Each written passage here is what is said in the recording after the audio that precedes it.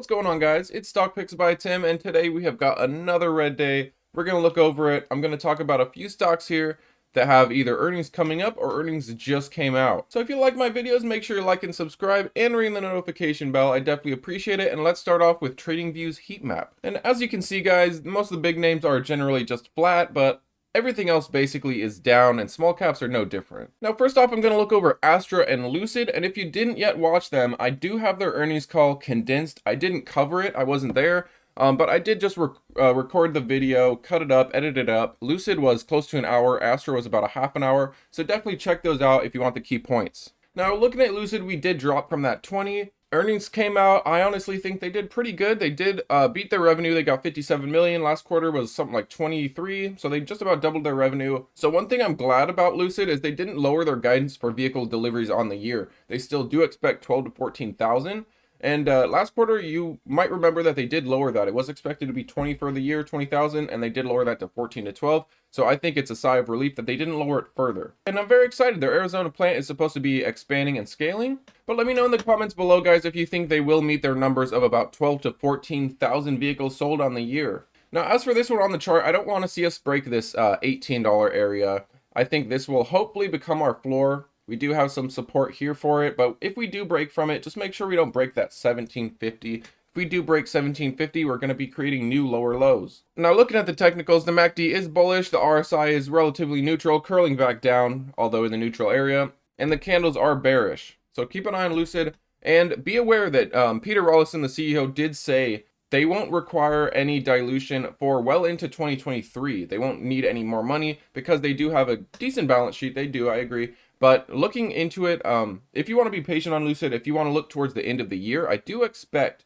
by this time next year that they will be likely needing dilution, if not sooner. So by the end of the year, keep an eye on that cash. If that cash keeps dwindling, just be aware that dilution will be likely around the corner. However, if you're long-term on this, I think it's a great time to add. If you're mid-term, short-term on this, I don't think it's necessarily the play right now, but long-term investors, this is a great time to add, I think. Next up is Astra Stock, and I will leave you guys the links below to their 2 earnings videos just so you guys can get all the info. Now, Astra did make some money from their last launch. They did get a little decent bit of revenue, and I expect next quarter to continue to increase. And they did give us some information on the next launch. They did not yet give us a date, but they're expecting it very soon, and they are going to be doing better than monthly launches for their Tropics mission coming up. They do want to do it before summer, before where they say is the storm season. So be on the lookout. Astra is likely going to be covering their rocket launches very, very soon, and they will likely give an announcement on their next launch. But they are scaling up their Alameda factory. And also stay tuned because their Rocket 4, we are going to get an update on that one soon. And that is a rocket that allows for more variance for the buyer. And that rocket will give us a more broad customer base.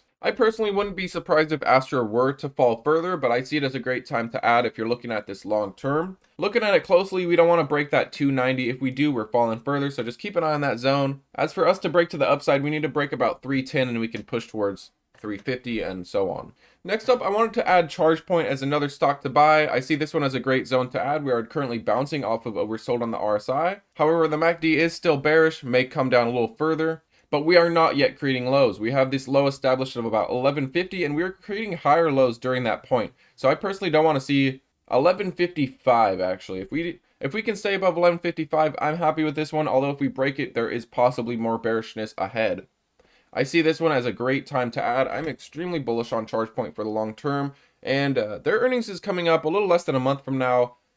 I expect they're going to get close to 100 million in revenue. Their last quarter earnings was something like 80 million. The one before that was in the 50s, I believe. But I want to see that revenue continue to increase exponentially. And I want to get some good news about Europe and their expansion there. But what do you guys think about Chargepoint? This is one of my high conviction EV plays. Next up is going to be Bngo, and this one just released earnings.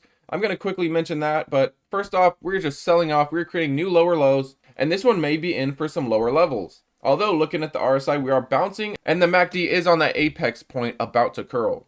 However, looking on the candles, we are continuing down very likely. But with a long-term mindset on something like Bngo, I think it's a great time to add. However, short-term, it's very likely we may see some lower levels since we did just break out and create some new lower lows. So they did get a quarterly loss of 11 cents per share, and they beat their revenue expectations with a 5.7 million, which is almost double compared to a year ago. And as for Bngo, I will likely be covering their earnings, cutting it up, and giving you guys the key points, so stay tuned for that. Next is Workhorse, or WKHS stock, and this one's reporting on May 10th, although I believe this is not yet confirmed. And according to our buddies here at Reddit, we do have some news that Workhorse is hiring staff for sales positions, so they may be selling their trucks very soon, but as I said, this earnings, I don't expect any revenue, but we will see there. I believe it's estimated to be like 14,000, which is literally nothing, but either way, I don't expect to see revenue, so don't be alarmed if we don't see any revenue. They haven't been selling trucks yet, is my expectation. But I could be wrong, of course. So I will see this earnings, if it comes out kind of negatively, I'll see that as a potential buying opportunity to add a little bit more to Workhorse. Now looking at this one, as of late, we did break to about 283, bounced back up. We're trying to develop this support here at about 290. Just be aware that that is a new low created. We are continuing to create newer lows. Keep an eye on this. I don't want to break 284. But just be aware we are bouncing pretty nicely off the RSI, and the MACD is curling. We may be in for some bullish momentum.